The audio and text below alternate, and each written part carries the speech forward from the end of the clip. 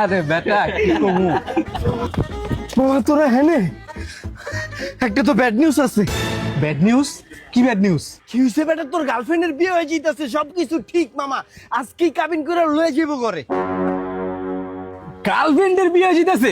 আরে বেটা আমি ভাবছি তুই কি একটা ব্যাড নিউজ কবি, এটা তো একটা খুশির খবর। গার্লফ্রেন্ডের বিয়ে জিতেছে, এটা তোরা ভালো, তোরা কি কস? গার্লফ্রেন্ড রাতের থেকে বাঁচলাম, আমি তো আরো ভাবতেছিলাম কবে আর বিয়ে যাবো, কবে বাচ্চা যাই। মামা ব্যাড নিউজ কিন্তু আরো একটা আছে। আরো একটা ব্যাড নিউজ আছে? আবার কি হয়েছে? তোর কিন্তু চাকরি নাই হয়ে গেছে। চাকরি নেই গেছে? যে পোলার লগে বিয়ে হয়েছে ওইটা হইলো আঙ্গু বস বেটা। যখন জানতে পারছে যে তুই ওর বয়ফ্রেন্ড আছিলি, তখন তোর চাকরি নট করে দিছে। এটা তো বেটা আরো ভালো, চাকরিতে না করেছে এখন তো কোনো প্যারাই নাই। সারাদিন অফিসে যাওয়া আইডি বেটা ভালো লাগে বেটা, এখন তো পুরো ফ্রি, এখন সারাদিন আড্ডা দিব আমরা, কি কস তোরা? কিন্তু মামা ব্যাড নিউজের তো শেষ নাই। কালকে তো তোর হসপিটালের রিপোর্ট বেরিয়েছে, এই যে দেখ, তোর তো ক্যান্সার ধরা পড়ছে বন্ধু, তুই আর বেশি দিন বাঁচবি না। ক্যান্সার ধরা পড়ছে? আরে বেটা পোলা মানুষের এরকম ছোটখাটো রোগ বেটা হইতেই পারে, এটা স্বাভাবিক, এটা লে টেনশন করার কোনো দরকার আছে ক?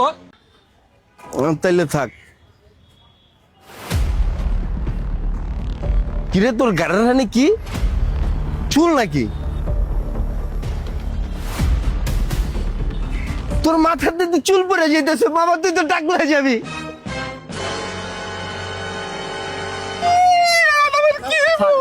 আরে আরে টেনশন আরে কিচ্ছু হবে না, কিচ্ছু হবে না মামা, কিচ্ছু হবে না, ঠিক হয়ে যাবো। আরে দুটা ডিম মাইরা দিলেই চুল ঘন যাবো গা। আরে না, এলো পানি খা, পানি খা, পানি খা, পানি খা, পানি খা, পানি খা।